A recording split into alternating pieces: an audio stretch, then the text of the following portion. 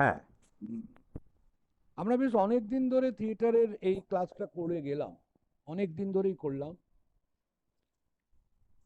কোন মাস থেকে শুরু করেছিলাম ভুলে গেছি, এপ্রিল না মে মাস থেকে মনে হয় শুরু করেছিলাম। মে, জুন, জুলাই, আগস্ট, এটা মনে হয় 4 মাস আমরা ক্লাস করছি। তা 4 মাস মানে 4 4-এ 16টা ক্লাস মোটামুটি আমাদের হয়েছে। আমাদের সেই ক্লাসের মধ্যে আমরা একটু শব্দ উচ্চারণ কিভাবে করব সেই নিয়ে একটুখানি ক্লাস করেছি। তার কতগুলো প্র্যাকটিস করেছি। শব্দ উচ্চারণ তো বাংলাতেই কথা বলি, বাংলা আমরা জানি। একটু বাংলাটা কোন কোন অঙ্গ দিয়ে শব্দগুলো উচ্চারণ হয় এটাও জানি না, কিন্তু উচ্চারণ করতে পারি, কারণ আমরা সেভাবেই উচ্চারণ করে থাকি। স্বাভাবিক জীবনে আমরা সেভাবেই উচ্চারণ করে থাকি। ফলে ওগুলো আমাদের জানা, কিন্তু অভিনেতা অভিনয় করতে গেলে তাকে আর একটু ডিটেলসে জানতে হয়, আর একটু ভেতরে ঢুকে জানার দরকার। সেই কারণে কোন বর্ণগুলো কোথা দিয়ে কোন কোন অঙ্গের সহযোগিতায় সঠিক উচ্চারিত হয়, এগুলো নিয়ে আমরা ক্লাস করেছি। আর এই বাকযন্ত্রের সহযোগী যন্ত্র, বাকযন্ত্র এবং সহযোগী যন্ত্রকে তাজা রাখার জন্যে আমরা কিছু ব্যায়ামের কথা বলা আছে এবং গ্রুপের মধ্যে দেওয়া আছে। এই ব্যায়ামগুলো ঘুরিয়ে ফিরিয়ে তোমাদের প্র্যাকটিস করার একটা কাজ হিসেবে রইল। যে কাজটা যখন নাটক করতে যাবে রিহার্সাল যাওয়ার আগে বা নাটকের আগে যতগুলো পড়ো, অন্তত ওই গলবিল ওপেন করে এইটা এইটা করে নিলে বুঝতে পারবে যে গলার মধ্যে গলাটা অনেকটা ছেড়ে যাচ্ছে, অনেকটা অনেকটা খুলে যাচ্ছে গলা।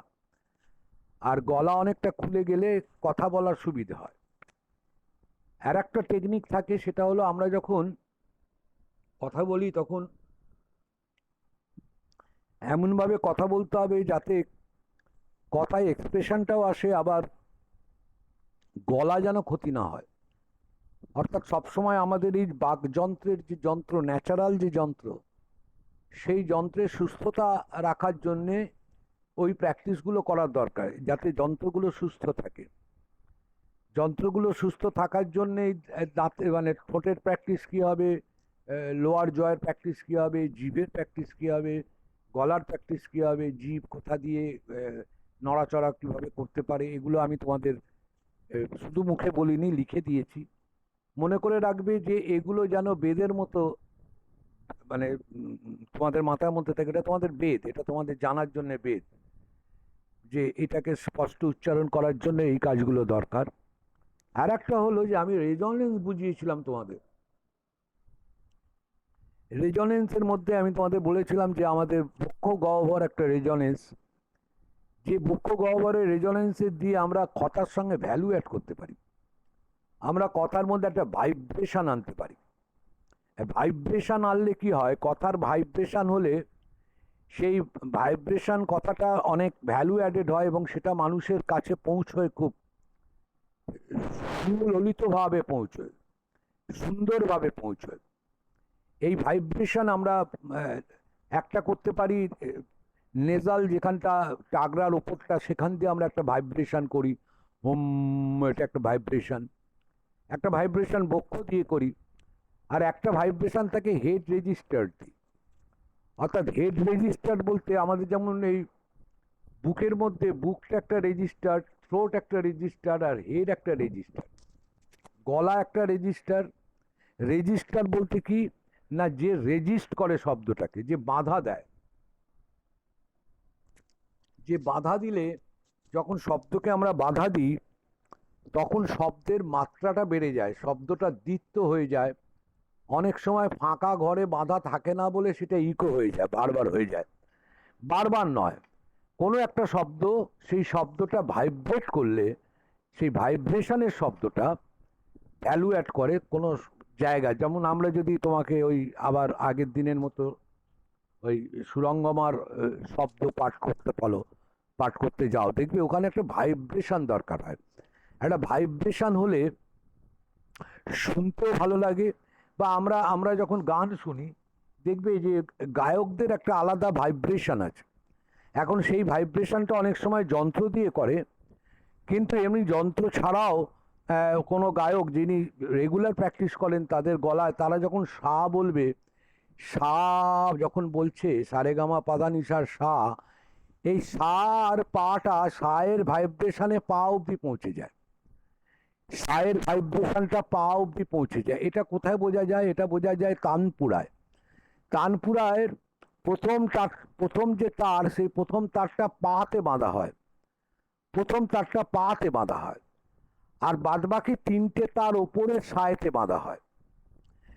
এই তিনটে, এই চারটে তারের তার সবসময় ভাইব্রেট করে, পা সা সবসময় ভাইব্রেট করে।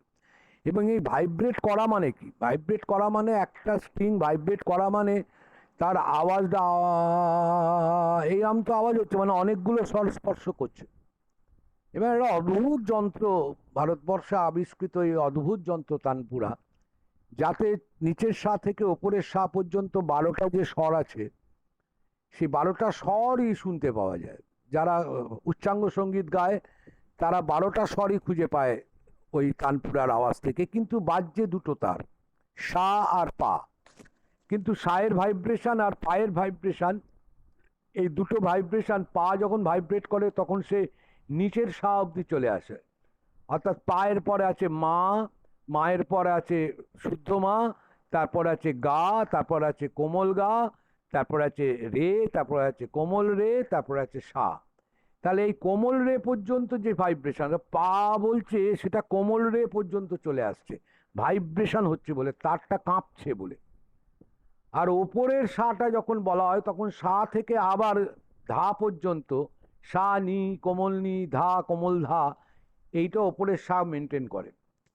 ফলে তানপুরা বাজলে সপ্তসুর, 12টা সুরই, সপ্তসুরের সমস্ত কিছু আমরা পেয়ে যাই তানপুরার মধ্যে দিয়ে। সেই রকম গলাতেও ভোকাল কর্ড, ভোকাল অভিনয়টাকে গোল গোল করতে, ভোকাল অভিনয়টাকে সুন্দর করতে, ভোকাল অভিনয়টা মানুষের কাছে পৌঁছতে আমাদের ওই ভাইব্রেট করার প্র্যাকটিসটা নিজেদের মধ্যে করতে হবে। সেটা কবিতা পাঠের মধ্যে দিয়ে হয়, সেটা সংলাপ পাঠের মধ্যে দিয়ে হয়। নিজে বুঝতে হবে যে আমার কথাটা ভাইব্রেট হচ্ছে কিনা, আমার কথাটা আমি ভাইব্রেট করতে পারছি কিনা। এবং এই ভাইব্রেট মানে এরম নয় যে সে ভাইব্রেট মানে ইকোর কথা বলছি না, ইকো নয়, কিন্তু ভাইব্রেট মানে সেই স্বরটার একটা অনুরণন থাকছে, একটা রেজনেন্স থাকছে। এই রেজনেন্স যেটা, অনুরণন যেটা, সেটা আমি বক্ষ গহ্বর দিয়ে করতে পারি।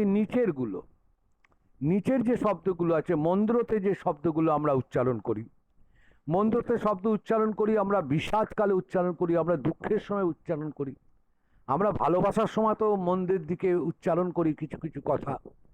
এই মন্দ্রের দিকে যে উচ্চারণগুলো হয় সেই ভাইব্রেটটা বক্ষ গহ্বর দিয়ে করা।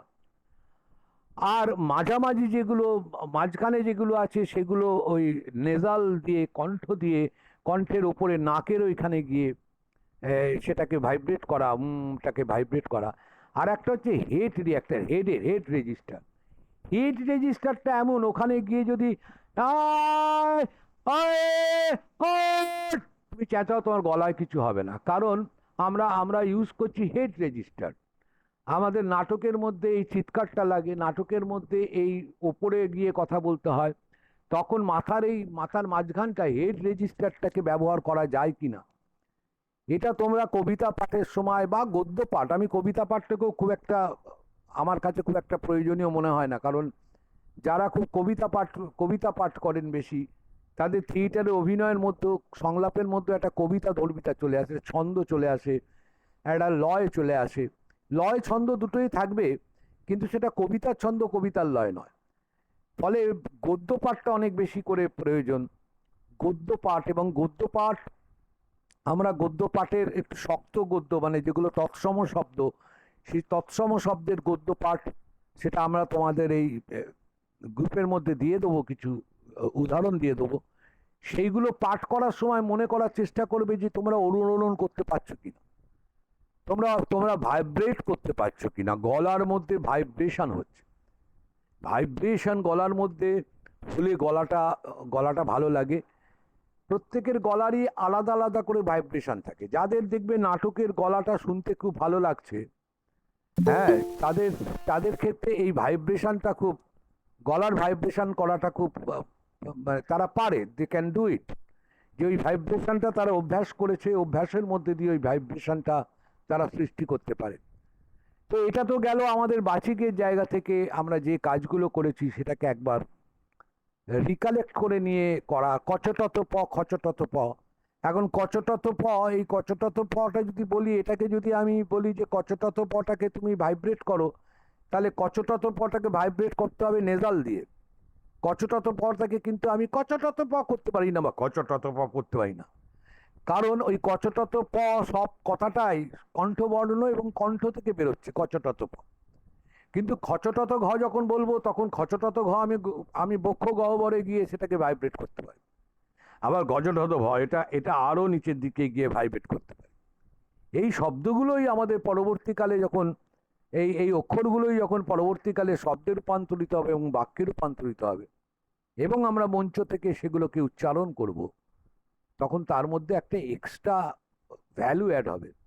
সেই এক্সট্রা ভ্যালু অ্যাডটা অভিনেতার প্র্যাকটিস করা দরকার, এবং সেই প্র্যাকটিসটা গদ্যরূপে প্র্যাকটিস করা দরকার। খবরের কাগজের কোনো অংশ, প্রতিদিনের খবরের কাগজের অংশ, সেটা যেভাবে স্ক্রিপ্ট পাঠ করতে তোমাদের বলেছিলাম, প্রথমে খুব একটা একটা করে শব্দ পাঠ করা, তারপর সেই শব্দের মানে অনুযায়ী এক্সপ্রেশন দিয়ে পাঠ করা, তারপর সেই শব্দের মাঝখানের দূরত্ব কোথাও বেশি থাকবে, কোথাও কম থাকবে, কোথাও একটু গায়ে গায়ে হবে, কোথাও হয়তো শব্দের জন্য একটু দূরে চলে যাবে আর একটা শব্দ থেকে আর একটা শব্দ, সেটা নিজের অনুভব করা, নিজের এক্সপ্রেশন দিয়ে অনুভব করা। এটা কোনো লিখিত পড়িত ব্যাপার থাকে না যে একটা শব্দ আর একটা শব্দের পাশে বসলে কি মানে হয়, একটা শব্দ থেকে দূরে চলে গেলে তার মানে কি হয়। তাহলে এই দূরে চলে যাওয়ার, দূরে চলে যাবে কখন, কখন যেতে হবে দূরে, এগুলো নিজেদেরকেই সব কিছু ফিল করতে হবে। এটা নিজেদের ফিল করতে হবে, অনুভব করতে হবে। অনুভব করে একটার অভিনয় করবে আর প্র্যাকটিস করবে খবরের কাগজের ওই শব্দগুলো বা কোনো বইয়ের কোনো শব্দগুলো। আগে শব্দগুলো আলাদা আলাদা করা, তারপর বাক্যের মানেটাতে শব্দগুলো কাছে পিঠে বসা। ক্রিয়াপদে একরকম জোর হয়, বিশেষণে আর এক রকম জোর হয়। কোনো একটা শব্দের ওপর এমফ্যাসিস দেওয়া যায়, সেই এমফ্যাসিস দিয়ে বলা, তাহলে শব্দের মানেটা সঠিক মানেটা হয়, যে মানেটা লিখে বলতে চাইছে। মানে লিখে সব মানের বলা যায় না, আমরা মুখে বলে যে মানেটা করতে পারি, লেখা পড়ে সেই মানেটা এক একজন এক এক রকম করে, কিন্তু তুমি যা মানে করছো সেটা তোমার বলার মধ্যে দিয়ে বেরোবে। এবং তখন শেষ পর্যন্ত লক্ষ্য রাখতে হবে, যে শব্দগুলোকে ভাইব্রেট করতে পারছে কিনা, শব্দগুলো শুনতে খুব ভাল লাগছে কিনা। শব্দগুলোর মধ্যে এই যে যারা ধরো এই নিউজ রিড করে, হ্যাঁ, তারপরে বিভিন্ন জায়গায় অ্যাঙ্কারের কাজকর্ম করে, হ্যাঁ, এই সব মানুষ যারা আছে তারা কিন্তু এই ধরনের ভাইব্রেশন বা এই ধরনের শব্দের প্র্যাকটিস করে, বা কেউ কেউ এটা সঙ্গে করে নিয়েই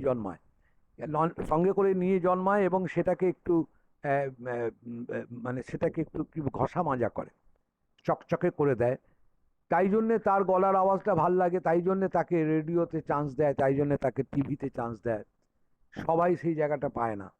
স্পষ্ট উচ্চারণ উইথ ভাইব্রেশন, ভাইব্রেশন মানে মেশিন দিয়ে নয়, তোমার গলায় একটা ভাইব্রেশন হয়, সেই ভাইব্রেশনের প্রয়োজন আছে। এই ভাইব্রেশন আবার বলে দিই, ডালিয়াদি একটু দেরিতে ঢুকেছে, ডালিয়াদি জানেন তবু বলে দিই, 3টে জায়গা থেকে আমরা ভাইব্রেশন করি। একটা বক্ষ গহ্বর থেকে একটা, যেটাকে আমরা বলি চেস্ট রেজিস্টার, একটা কণ্ঠ থেকে করি, কণ্ঠটা ওই নাকের ওপরে আছে কণ্ঠ, আর একটা হচ্ছে হেড রেজিস্টার, মাথা দিয়ে করি। মাথা দিয়ে সাধারণত সব উঁচুতে বীরত্ব, ঝগড়া, এগুলো সব যেগুলো হয় সেগুলো মাথা হেড রেজিস্টার দিয়ে করি। হেড রেজিস্টারকে ব্যবহার করলে গলা ক্র্যাক করবে না। নাহলে অনেকে দেখে যে নাটক করে বেরোনোর পর গলা দিয়ে আওয়াজ বেরোচ্ছে না, আর নাটকে খুব ইমোশনালি চিৎকার করে ফেলেছে, ব্যাস ওই কর্ডটা গেছে ড্যামেজ হয়ে, আর গলা দিয়ে কোনো আওয়াজ বেরোচ্ছে না। কিন্তু আমাদের এমনভাবে তৈরি হতে হবে যাতে আমার গলার কর্ড সুন্দর থাকে, গলার কর্ডের মধ্যে কোনো ক্ষত সৃষ্টি না হয়, অথচ শব্দটাকে বোঝানো যায়। এটা গেল শব্দ উচ্চারণের পার্ট। আর দ্বিতীয় পার্ট যেটা নিয়ে আমরা আলোচনা করেছি বা আলোচনায় আছি এখনো বলা যেতে পারে, সেটা হচ্ছে সত্য, অভিনয়কে সত্য করে তোলা। এই অভিনয়কে সত্য করে তোলার জায়গা নিয়েই আমরা বারবার কথা বলেছি। এরপরে আরও অনেকগুলো দিক আছে।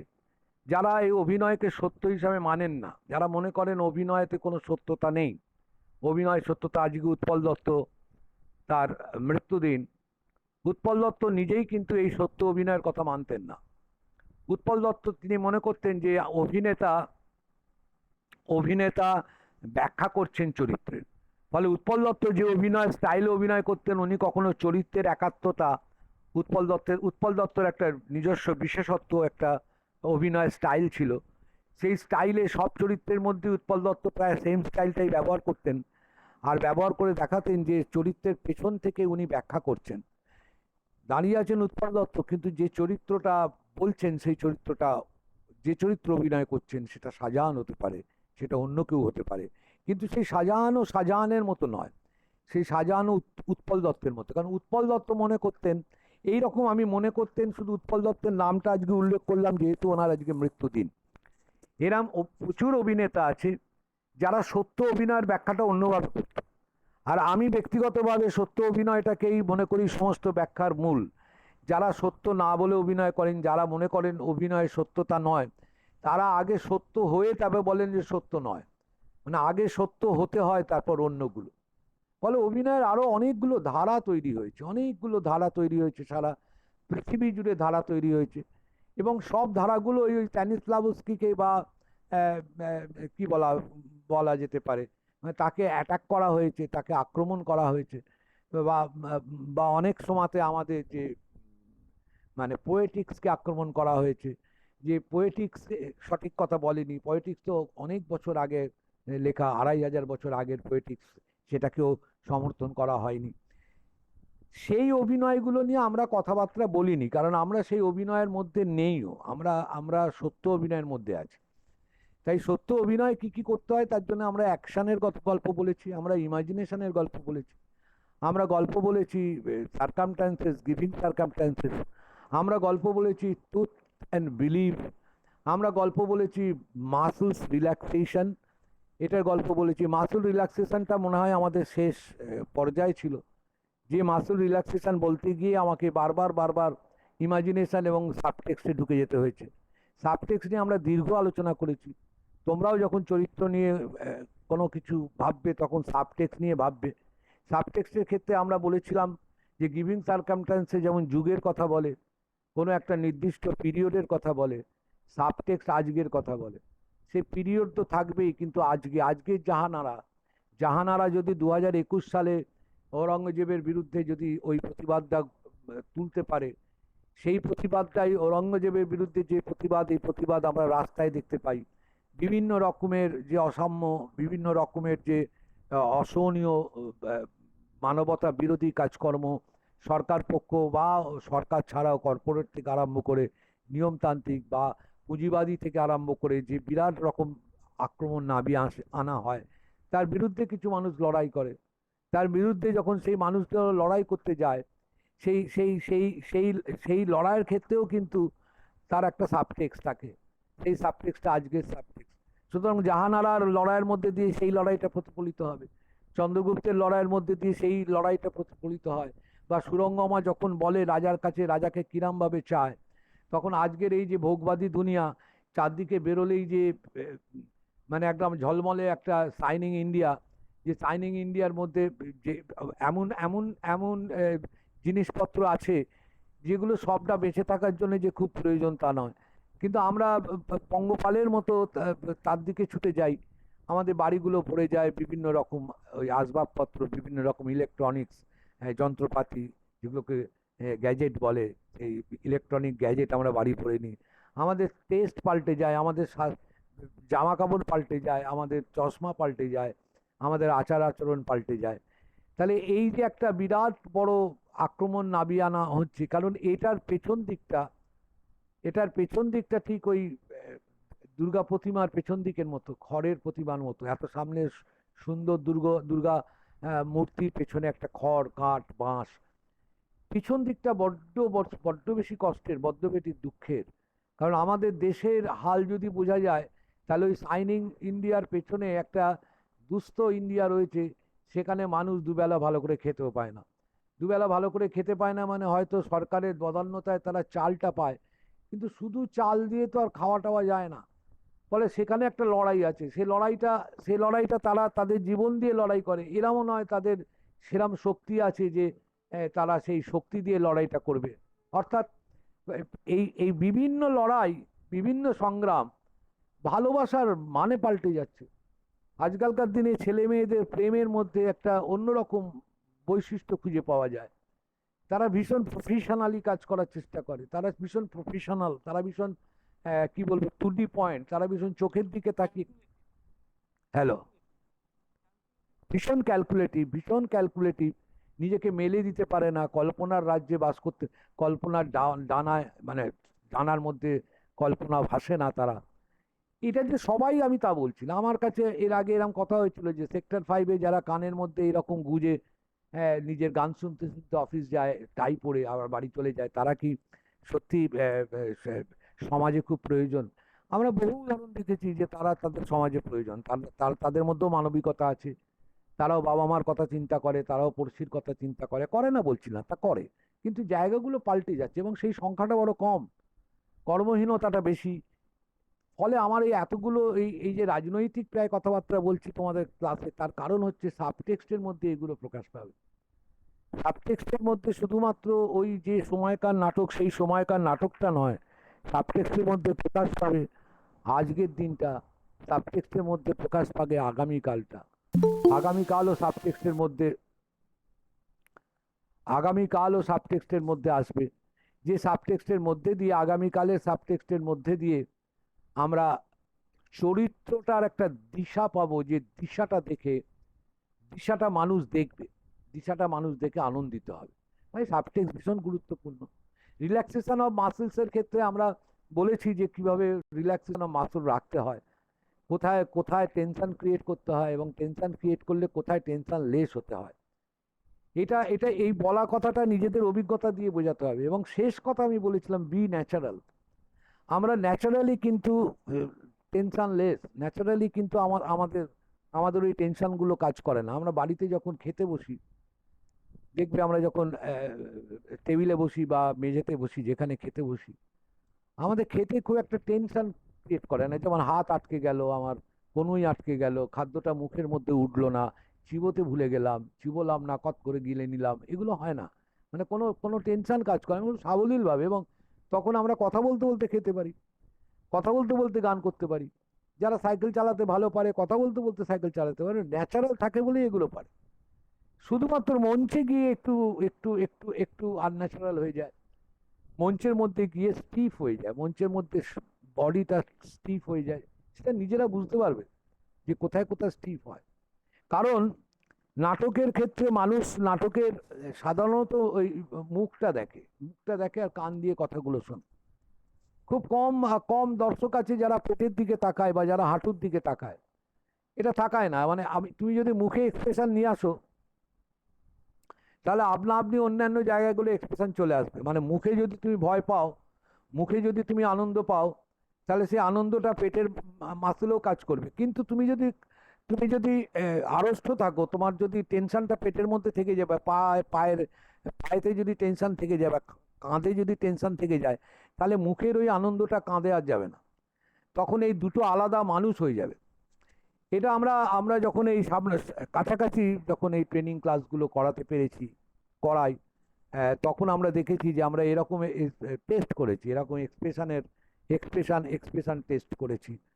সেই এক্সপ্রেশন টেস্ট করতে গিয়ে দেখেছি যে মুখে, প্রত্যেকের মুখে আহ, একটা করে ঠোঁয়া ঢুকিয়ে দেওয়া হয়েছিল, বড় বড় যে ঠোঁয়া, মুড়ির ঠোঁয়া, খবরের কাগজে, যাতে মুখটা দেখা না যায়।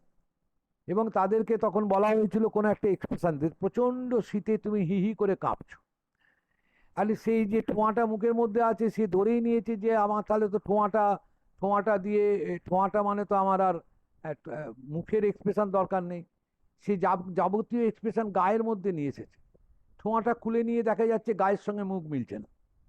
আবার উল্টোটা যখন করা হয়েছে, তাকে যখন মুখ দিয়ে মুখের মধ্যে এক্সপ্রেশন দেওয়া হয়েছে, তখন দেখা গেছে যে সে এমনভাবে দাঁড়িয়ে আছে, তার পায়ের পাতাটা এমনভাবে আছে বা পাটা এমনভাবে মেঝের ওপর পড়ে আছে, তাতে মনে হচ্ছে না যে তার পা শীত করছে, মনে হচ্ছে যা শীত আছে তার এই গাল, মাথা হি হি করে কাঁপছে, এইসব। পাতে কোনো শীতই নেই, বা হাতের মধ্যে কোনো ঠান্ডা অনুভব নেই, বা কাঁধে কোনো ঠান্ডা অনুভব নেই। এগুলো হয় কারণ সত্য হয়ে উঠছে না। আমরা সত্য নিয়ে, সত্য হয়ে উঠতে গেলে ভেতর থেকে সত্য হয়। সত্য ভেতর থেকে, ফিলিংসটা ভেতর থেকে হয়ে গেলে সারা অঙ্গ তোমার সঙ্গে সহযোগিতা করে, যেটা কিন্তু বাস্তবে ন্যাচারালে তাই করে। যখন তোমার প্রচন্ড গরম হয়, প্রচন্ড গরমের মধ্যে ঢোকো, তখন এরম নয় যে তোমার পাটা গরম নয়, শুধু তোমার হ্যাঁ, হ্যালো।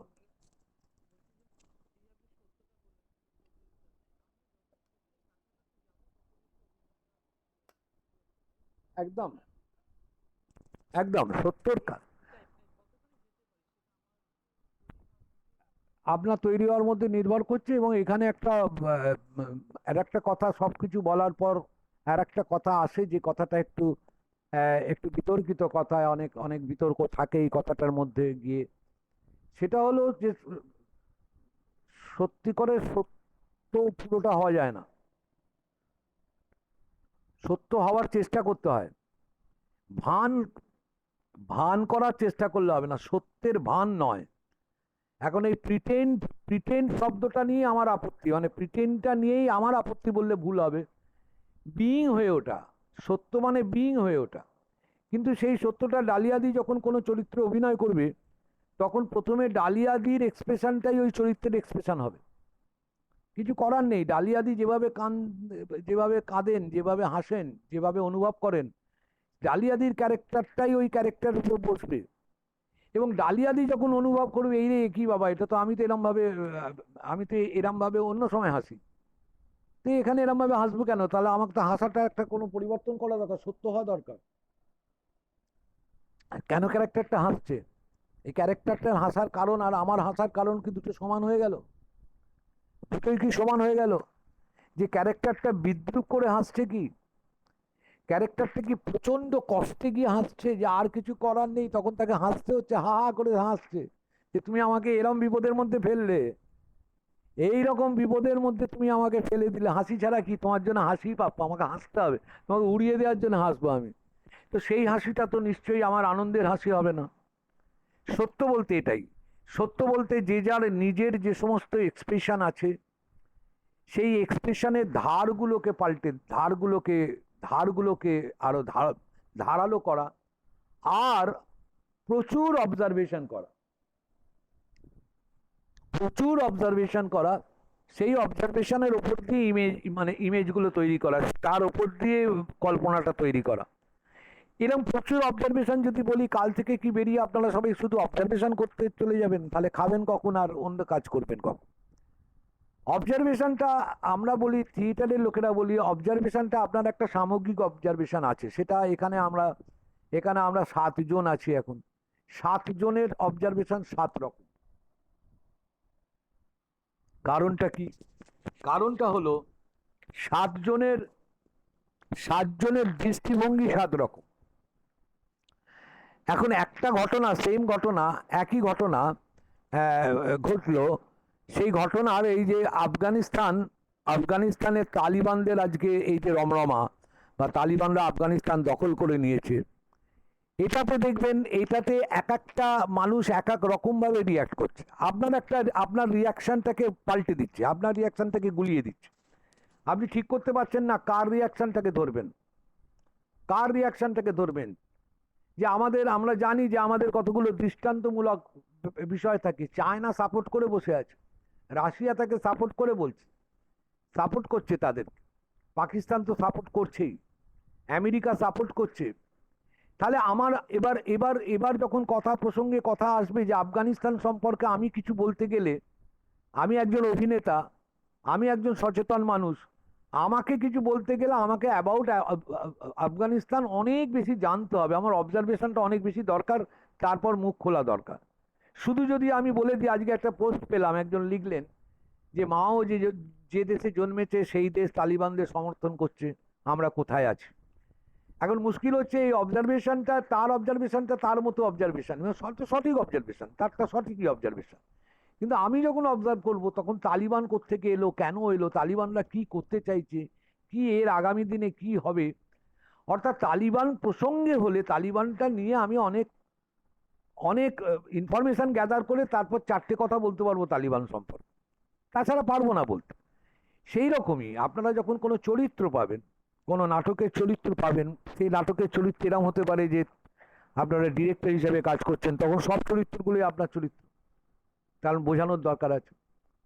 তখন ওই চরিত্রের ওই চরিত্র অনুযায়ী অবজারভেশন, সেটা গল্পের বই থেকে হতে পারে, সিনেমা থেকে হতে পারে, বাস্তব থেকে হতে পারে, খবরের কাগজ থেকে হতে পারে, সেটা অ্যানিমেল থেকে হতে পারে, ভীষণভাবে পশু জানোয়ার সবের মধ্যে থেকে ওই ওই ওই ওই চরিত্রের একটা সাবটেক্সট আসতে পারে, তার মধ্যে রাজনৈতিক সাবটেক্সট আসতে পারে, তার মধ্যে আজকের এই মুহূর্তে দাঁড়িয়ে সারা পৃথিবী ব্যাপী যে দ্বন্দ্ব, এই তালিবানদের দ্বন্দ্বের কথা বলছি না, সারা পৃথিবী ব্যাপী যে একটা ঠিক এই মুহূর্তের দ্বন্দ্ব।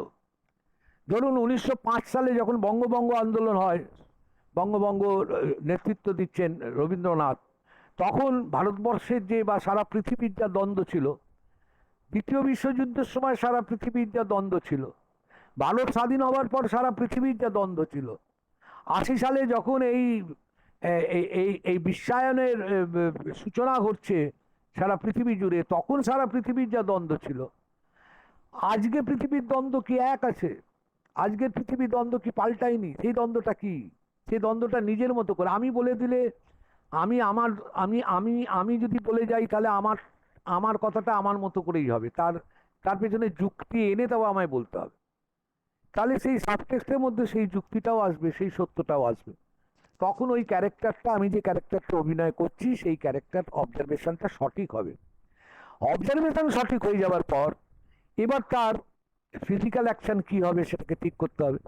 আমি ঠিক করব ফিজিক্যাল অ্যাকশন কি হবে। যদি ফিজিক্যাল অ্যাকশনের মধ্যে কোনো গন্ডগোল পাই, যদি কোনো ফিজিক্যাল অ্যাকশনের গন্ডগোল নাট্যকার রেখে থাকে, তাহলে সে কেন কি করে তার এই ফিজিক্যালি হ্যান্ডিক্রাফট হলো, বা তার ফিজিক্যালি হ্যান্ডিক্রাফট নয়, সে ফিজিক্যালি নর্মাল, একদম নর্মালি সে হাঁটে, তাহলে আপনি তো হ্যান্ডিক্রাফট, আপনি হয়তো একটা দিকে বেঁকে হাঁটেন, বা আপনার হাঁটুর একটা প্রবলেম আছে সেই জন্য আপনি একটু খুঁড়িয়ে হাঁটেন, বা আপনার আপনার সোজা হয়ে দাঁড়ানোর পেছনে সিট ডানাটা সোজা হয়ে আছে কিনা এটা আপনার নিজের অনুভব করার প্রয়োজন আছে। তখন ওই ক্যারেক্টারের মতো করে দাঁড়ানো, ক্যারেক্টারের মতো করে হাঁটা, ক্যারেক্টারের মতো করে, তখন ওই সেটা হচ্ছে ফিজিক্যাল অ্যাকশন। সেই লোকটা কি খুব হাত নাড়ে, সেই লোকটা কি হাত না নেড়ে কথা বলে, সেই লোকটা কি কি কি কি কি কি কাজ করতে পারে, কোন কোন কাজ করতে পারে, এটা ক্যারেক্টারের মধ্যে থেকে বার করে তখন ফিজিক্যাল অ্যাকশনটা তৈরি করা। ফিজিক্যাল অ্যাকশন তৈরি হওয়ার পর ওই ফিজিক্যাল অ্যাকশনের সাইকোলজি কি হয়, সংলাপ এবং ফিজিক্যাল অ্যাকশনের সাইকোলজি কি হয়, এবং সাইকোলজি করতে গেলে তখন ওই সাবটেক্সটটা মারাত্মকভাবে চলে আসে, যে সাইকোলজিক্যালি আমি যখন করতে যাব, আমি যখন জাহানারা চরিত্রে অভিনয় করতে যাব, তখন আমি আজকের দিনের শাহবানু মামলার শাহবানুর কথা বলার চেষ্টা করব, বা আমি আজকের দিনের ওই ত্রিপুরার মহিলার কথা, চানুর কথা বলার চেষ্টা করব, সেটা জাহানারার মধ্যে দিয়ে সেটা ব্যক্ত হবে। বা ওই ওই ঠান্ডার মধ্যে যে এনআরসির বিরুদ্ধে যে অনেক হাজার হাজার মহিলারা বসেছিল দিল্লির মধ্যে, বা ওই কৃষকরা যে বসে আছে দিল্লির রাজপথে, সেইটা আসবে আমার সাবটেক্সটের মধ্যে। কোন জায়গা থেকে কোন দম থাকলে এই কাজগুলো করতে পারে। আমি গড়গড় গড়গড় করে বকে যাচ্ছি, তার কারণটাই হচ্ছে কি, যে আমরা সত্য অভিনয়ের কাছে যেতে গিয়ে যেন এরম ভাবে না আসি, এরম ভাবে যেন, এরম ভাবনা যেন আমাদের না আসে যে সত্য মানে সত্যি সত্যি আমরা সেইটা হয়ে যাব। আমরা আবার বলি, তার কাছাকাছি যাব, যতটা কাছাকাছি যেতে পারবেন ততটা দর্শক সেই চরিত্রটাকে গ্রহণ করবে, কিন্তু আপনাকে এড়িয়ে নয়, অভিনেতাকে এড়িয়ে নয়। অভিনেতা সবসময়তেই তার নিজস্বতা নিয়ে ওটার মধ্যে বর্তমান থাকবে, কিন্তু তাকে চেষ্টা করতে হবে কতটা এর ওপর থেকে বেরোনো যায়, এই জায়গা থেকে বেরোনো যায়। এই কারণেই ঠিক এই একই জায়গায় দাঁড়িয়ে স্ট্যানিস্লাভস্কি আর একটা অধ্যায়ের কথা বলেছে, সেটাকে বলেছে কনসেন্ট্রেশন। এই কনসেন্ট্রেশনটা সব কিছুর ক্ষেত্রে প্রযোজ্য। মানে কনসেন্ট্রেশন যখন প্রথম পাঠ নেওয়া হচ্ছে তখন থেকে কনসেন্ট্রেশন আরম্ভ হয়। এখন এই কনসেন্ট্রেশন শেষ পর্যন্ত গিয়ে যখন রিহার্সাল রুমে পৌঁছই, বা আগের দিনও আমি বলছিলাম যে আমি কথা বলে যাচ্ছি, আপনাদের মাথায় আমার কথা যেমন কান দিয়ে ঢুকছে, সেরকম মাথায় অন্য চিন্তাও চলছে, অন্য কিছু চিন্তাও মাথার মধ্যে একই সঙ্গে ক্রিয়াশীল আছে। যেখানটা আমার কথা ভালো লাগছে সেখানটা হয়তো খুব মন দিয়ে শুনছেন, যেখানটা হয়তো ভালো লাগছে না সেখানটায় আবার ওই ইয়ের মধ্যে চলে যাচ্ছেন, ওই আগের চিন্তার মধ্যে চলে যাচ্ছেন। এটা প্রত্যেক মানুষের মধ্যে হয়, এটাকে বলে অবচেতন, চেতন, অচেতন। এই যে মনের মধ্যে তিনটে স্তর থাকে, তিনটে স্তরের বিভিন্ন স্তরে বিভিন্ন রকম প্রক্রিয়া থাকে। তাহলে কনসেন্ট্রেশনও একটা প্র্যাকটিস, যারা করতে পারেন করেন, কিন্তু আমি কনসেন্ট্রেশন করতে গিয়ে দেখেছি আমি ফেল করেছি। আমি ব্যক্তিগতভাবে যখন বসেছি যে কনসেন্ট্রেশন করব আজকে আমি, তখন দেখেছি তখনই যেন দুনিয়ার সমস্ত কিছু আমার মাথার উপর ভিড় করে। দুনিয়ার যত চিন্তা আছে সেই চিন্তাগুলো আমার মাথার উপর ভিড় করে। আমি একে একে সব চিন্তাগুলোকে সরিয়ে দিই, একে একে সব চিন্তা সরিয়ে দেওয়ার পর আর একটা নতুন চিন্তা এসে মাথার মধ্যে ভিড় করে। তাহলে এই মাথার মধ্যে ভিড় করার আমার তখন আমি একটা নিজস্ব একটা প্রসেস, এটা একদম কি বলবো, মানে পেটেন্ট পেটেন্ট প্রসেস। এই প্রসেসটা আর কোথাও পাবেন না, একমাত্র স্যাম্পল কপি 10 টাকা দিয়ে আমার থেকে কিনতে পারবেন। ট্রেনে বিক্রি হয় না যে, আর কোথাও পাবেন না, স্যাম্পল আমার থেকেই কিনুন। সেটা হলো আমি সমস্ত চিন্তাগুলো করতে দিই, সব চিন্তাগুলো করতে দিই। আমি কনসেন্ট্রেশন করতে বসেছি, আমি চোখ বুজে কনসেন্ট্রেট করার চেষ্টা করছি, আর মাথার উপরে একের পর এক একের পর এক একের পর এক চিন্তা চলে আসছে। আমি সব চিন্তাগুলোকে অ্যালাউ করি, সব চিন্তা। এবং আমি দেখেছি সব চিন্তা অ্যালাউটাই কনসেন্ট্রেশন। এবং এটা যখন সব চিন্তা অ্যালাউ করতে করতে করতে করতে করতে করতে একটা সময় আসবে যখন যখন আর চিন্তা আসছে না, কারণ আর কোনো চিন্তা নেই, ঠিক সেই সময়টা কনসেন্ট্রেট হয়, সেই সময়টাই ঠিক কনসেন্ট্রেট হয়। এটা খুব এ, মানে গভীর ব্যাপার এটা। এ, এ, এ, এটা প্র্যাকটিসের ব্যাপার। এই প্র্যাকটিসের ব্যাপারগুলো মানে থিয়েটারের সঙ্গে ভীষণভাবে যুক্ত। এই রকম তো অনলাইন থিয়েটারের সঙ্গে সেটা যুক্ত নয়, সেটা যুক্ত। বলুন।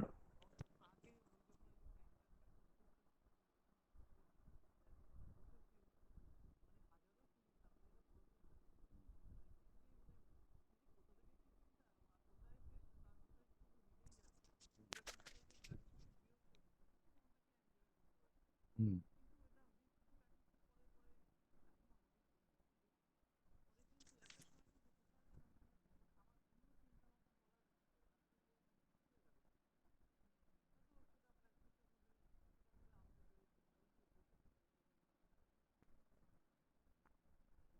মেডিটেশন।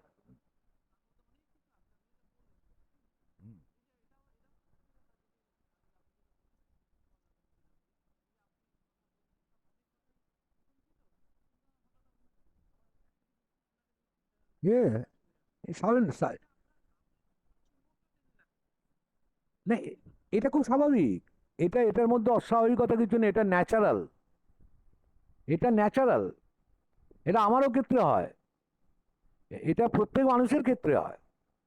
তো সেই জন্যে স্ট্যানিস্লাভস্কি যে কনসেন্ট্রেশনের কথা বললেন, উনি কিন্তু ওরা অত প্র্যাকটিসের কথা বলেননি, কারণ ওটা যে যার নিজের মতো প্র্যাকটিস করতে পারে, যে যার নিজের মতো এই প্র্যাকটিসটা নিজের মতো করবে, কিভাবে করবে সে ঠিক করতে পারে।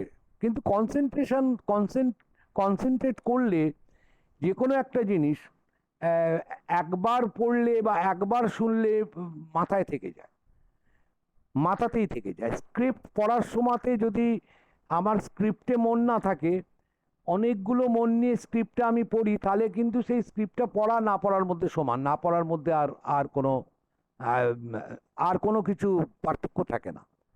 ফলে কনসেন্ট্রেট করে পড়া, কনসেন্ট্রেট করে বিষয়টাকে পড়া, কিভাবে করবেন, কখন করবেন, সেটা নিজেদের উপর ডিপেন্ড করছে। কিন্তু স্ক্রিপ্ট পাওয়ার পর থেকে কনসেন্ট্রেশন প্রসেসটা শুরু হয়ে যায়।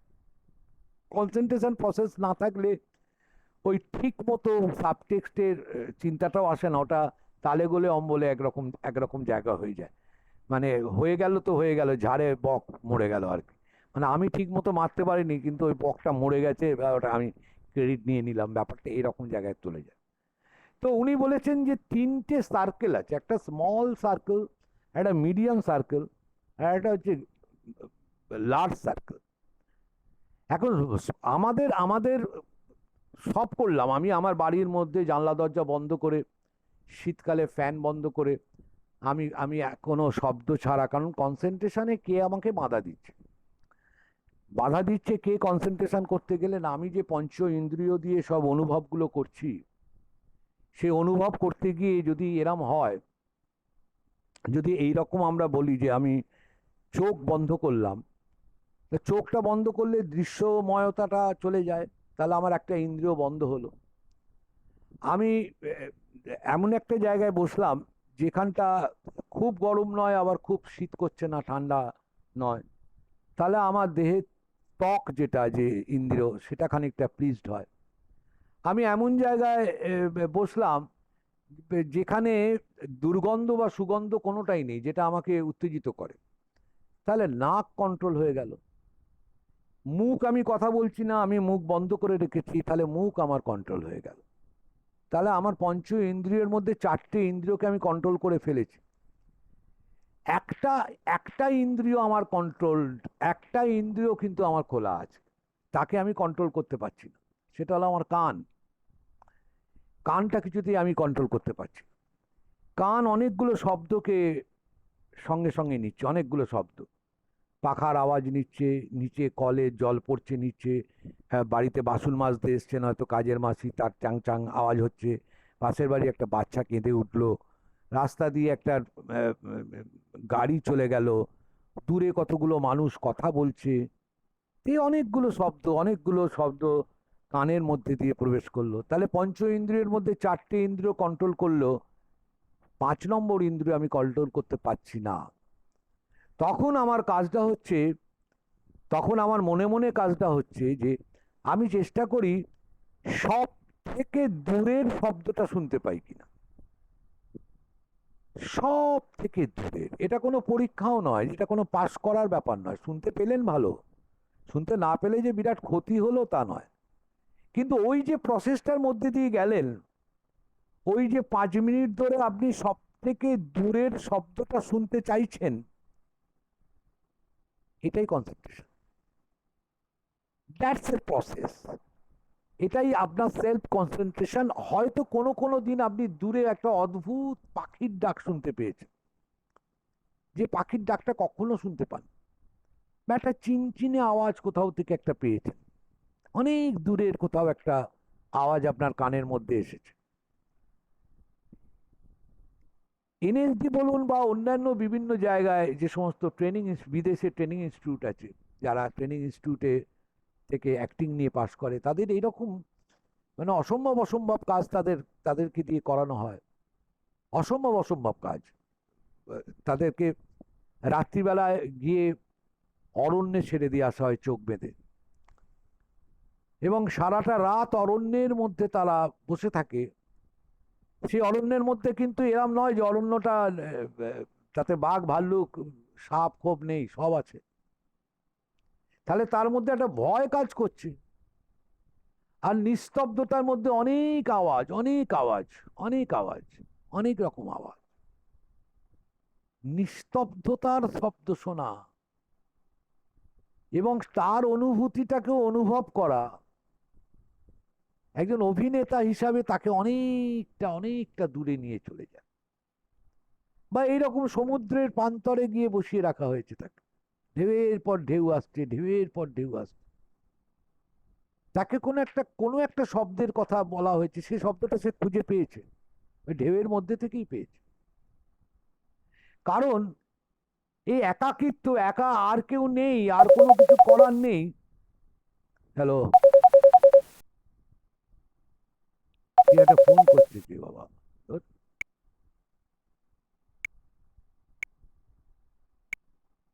হ্যাঁ, তো এই এই যে আমরা ইয়ে করছি, কি বলা যেতে পারে, যে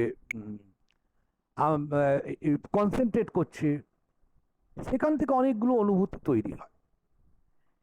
এখন এই সেলফ কনসেন্ট্রেশনটা এক একজন মানুষ এক এক রকম ভাবে করতে পারে। শুধু নিজেকে কনসেন্ট্রেট করা, সেটাকে বলা হচ্ছে স্মল সার্কেল কনসেন্ট্রেট। আমরা নাটক বলুন।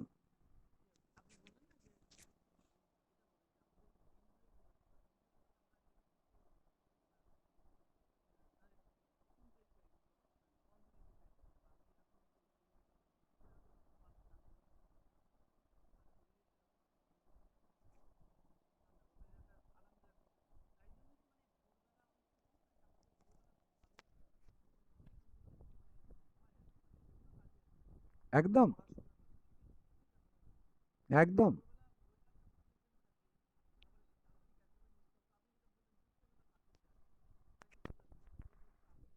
একদম। ভোরবেলা করতে পারলে খুব ভালো, কিন্তু আহ, মানে এই ভোরটাও রবীন্দ্রনাথের ভোর আর আমার ভোরের মধ্যে তফাৎ আছে, মুশকিল হচ্ছে, মুশকিল হয়ে যাচ্ছে এখানে। হ্যাঁ, অবশ্যই স্নিগ্ধতার মধ্যে। হ্যাঁ, একদম, একদম। ভোরবেলায় সায়ের সাধনা করার দরকার। যদি শুধু সায়ের সাধনা হয় কোনো একটা স্কেলে, যে কোনো স্কেলে যদি শুধু সায়ের সাধনা হয়, গলাটা যদি শুধু সাতে থাকে, আর কোনো স্বরে নয়, সা, শুধু সা, স্টেট নোট, নিশা ধাসা পাসা নয়, শুধু সা। এবং এই সাটাকে যদি অনেকক্ষণ ধরে সা, সা, সা, দেখবেন এই সাটাকে, মানে এটার পেছনে যখন আপনার তানপুরা বা হারমোনিয়ামের কোনো সাপোর্ট বা কোনো একটা সাপোর্ট থাকলে, তখন আপনার কান কিন্তু আর অন্য কিছু শুনতে পাচ্ছে না, সে শুধু সাই শুনছে। এগুলো হচ্ছে এক একটা তালিকা, যে তালিকার মধ্যে দিয়ে কনসেন্ট্রেশন করার ইচ্ছে। এরপরে এটা যখন প্রাপ্ত হয়ে যায়, যখন এটা প্রাপ্তি ঘটনা ঘটে, তখন একবার স্ক্রিপ্ট দেখলেই সেই স্ক্রিপ্টটা তাদের কাছে খুব সহজ হয়ে যায়। দেখবেন টেলিভিশনে যারা কাজকর্ম করে, আমরা ভাবি যে টেলিভিশনে কি সোজা। টেলিভিশনে না, ওই ওই স্ক্রিপ্ট মুখস্থ করার জন্য খুব বিরাট টাইম পায় না, খুব খুব কম টাইম দেয়। কিন্তু তারা অভ্যস্ত হয়ে গেছে, তারা কনসেন্ট্রেট করতে পারে। অনেক লোকের মধ্যে আড্ডা হচ্ছে, ও কিন্তু স্ক্রিপ্ট দেখে, চারবার স্ক্রিপ্ট দেখে একদম কো অ্যাক্টারের সংলাপ, নিজের সংলাপ মুখস্থ করে ফেলেছে। এক পাতায় হয়তো ওর নিজের 6টা সংলাপ আছে, কো অ্যাক্টারের 6টা সংলাপ আছে। এগুলো মানুষ, এগুলো তারা পারেন, তারা করতে পারেন। তারা ওই কনসেন্ট্রেশন প্র্যাকটিস করেছেন, কারণ তাদের এটা জীবিকার কাজে লাগছে। আর আমাদের কাজে, জীবিকার কাজে লাগছে না, তাই কনসেন্ট্রেশনের ব্যাপারটা নেই। এটাকে বলা হচ্ছে স্মল কনসেন্ট্রেশন। অনেক সময় আহ, উম, এই কনসেন্ট্রেশনটা করলে বাড়ির, এবার আপনি মহলা কক্ষে গেলে, মহলা কক্ষে গিয়ে সেখানে তো আহ, শুধু আপনার একার কনসেন্ট্রেশন দরকার নেই, সেখানে তো সকলের কনসেন্ট্রেশন দরকার। তো সবাই যদি সেখানে সমমনস্ক হয়, বা ডিরেক্টর যদি খুব কড়া ধাঁচের ডিরেক্টর হন, বা ডিরেক্টর যদি তার ইচ্ছে থাকে যে একটা অর্গানাইজলি একটা ডিসিপ্লিন প্রোডাকশন তৈরি করব, তাহলে তিনি অন্য কোনো কিছু অ্যালাউ করেন না সেই রিহার্সাল রুমে, যেখানে আপনা থেকেই কনসেন্ট্রেশন চলে আসে। কারণ সবাই সেখানে নিস্তব্ধতা পালন করে, প্রয়োজন ছাড়া কেউ একটা কথা, একটা শশা আওয়াজ পর্যন্ত করতে পারে না। মনে হয় যে ডিরেক্টর খুব রাগী মানুষ, ডিরেক্টর, তা নয়। এটা হচ্ছে পরিবেশ তৈরি করা, যেটাকে বলা হয় মিডিয়াম কনসেন্ট্রেশন। এই কনসেন্ট্রেশনটা নাটক করতে গেলে ভীষণ লাগে। এখন নাটক করতে গেলে সাধারণত আমরা যারা নাটক করতে যাই, তারা প্রচুর কথা বলি নাটক করতে। মানে নাটকটা হয়তো 1 ঘন্টার নাটক বা 2 ঘন্টার নাটক করব, কিন্তু আমরা তো জার্নি করছি, কোনো কোনো সময় 3 দিন, কোনো কোনো সময় 6 ঘন্টা, কোনো কোনো সময় 2 ঘন্টা জার্নি করছি। তখন প্রচুর কথাবার্তা বলা হয়, সেই কথাবার্তাগুলো সবটাই ওই থিয়েটার বহির্ভূত কথা। থিয়েটার ছাড়া কে কোথায় ভালো খেলো, কে কোথায় গিয়ে দেখতে গেছিলো, কার ছেলে জার্মানে থাকে আর মাঝে মাঝেই সে সব গিফট পাঠায়, আর বিভিন্ন রকম। আর ডালিয়াদিরা কিছু রাগ করবেন না, মানে যদি সেখানে অভিনেত্রী থাকে, তো তাহলে সেক্ষেত্রে তো শাড়ির মানে ভ্যারাইটি শাড়ির যে রং ফং এইসব নিয়ে প্রচুর আলোচনাটা চলে। কোনোটাই থিয়েটারের নয়। ছেলেরা বিভিন্ন রকম আলোচনা করে, এর ওর পেছনে লাগে, হ্যাঁ, স্মোক করে, অমুক করে, তমুক করে, থিয়েটার নয়।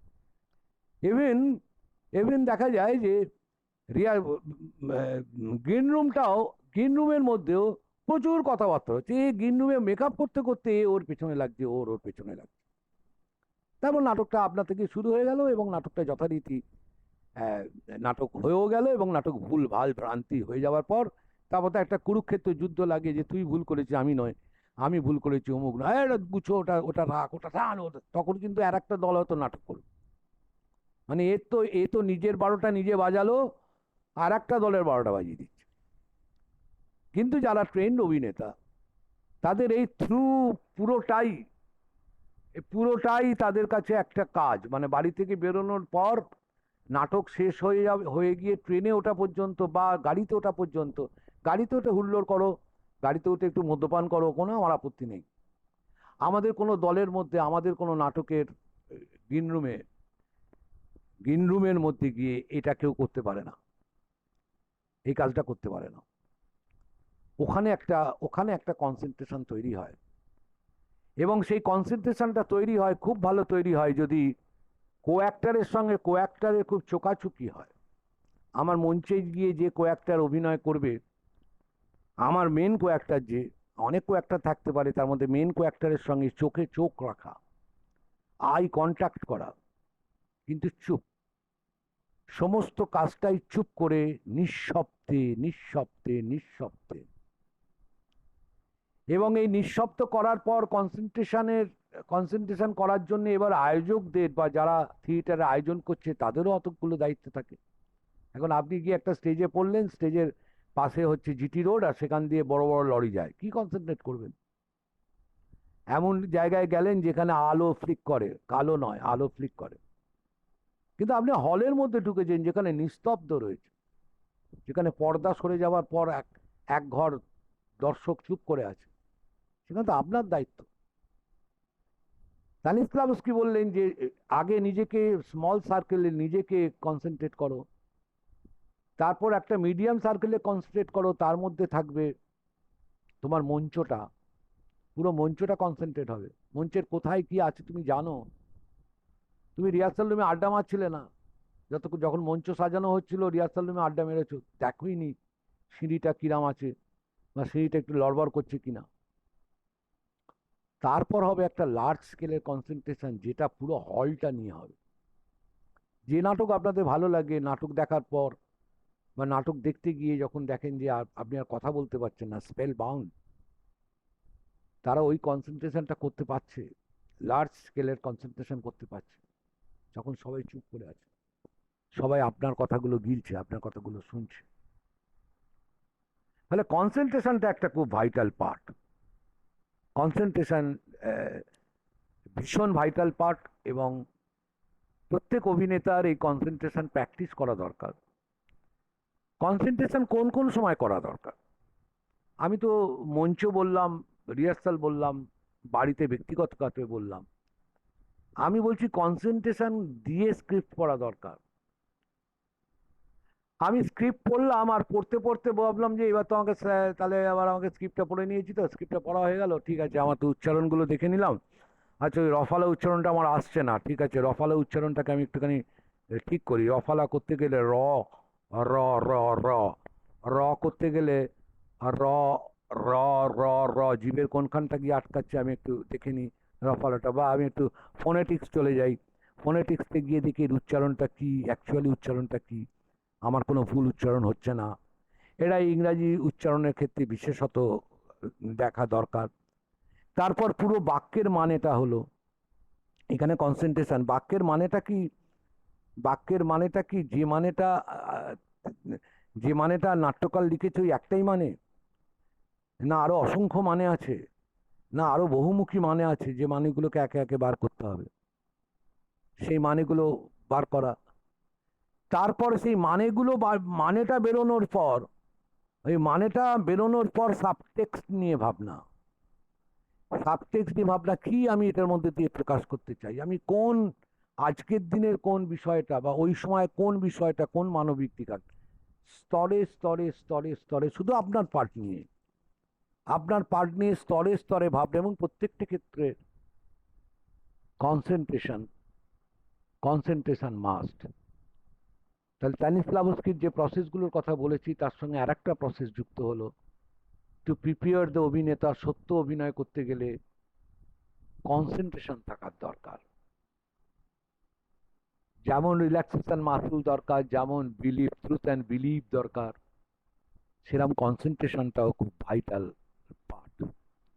আমি একটু চা খাবো, আর আমি অলিভিয়ার থেকে শুনতে চাইবো যে আজকের ক্লাসটা এতক্ষণ অবধি যেটা শুনলো অলিভিয়া একটু জিস্ট করবে।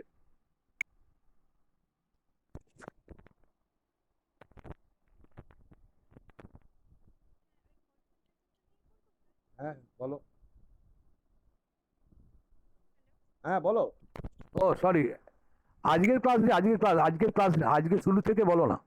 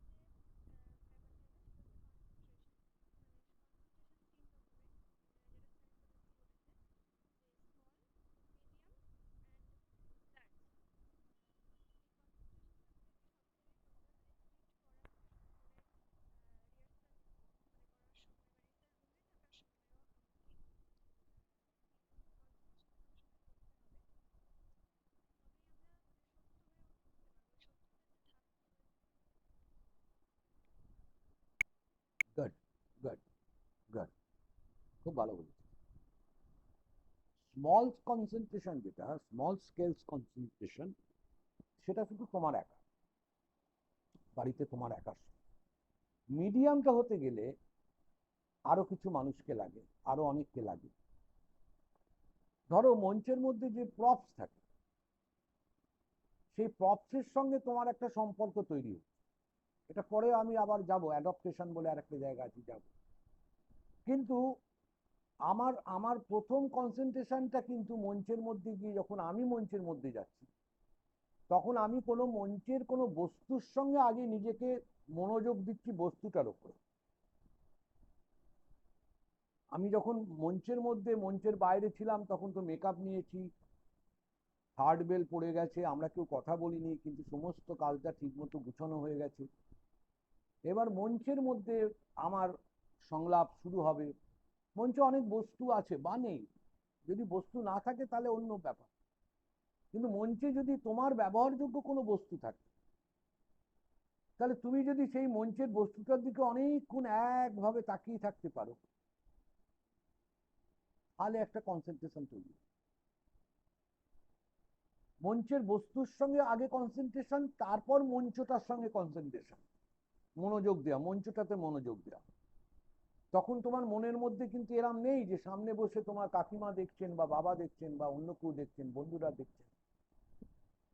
এই মনের মধ্যে আর এটা কাজ করছে না। তোমার কাছে দুটো জিনিসই আছে, একটা হলো বস্তু আর একটা হলো মঞ্চ।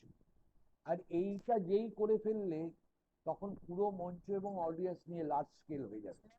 বল। হুম, বলো।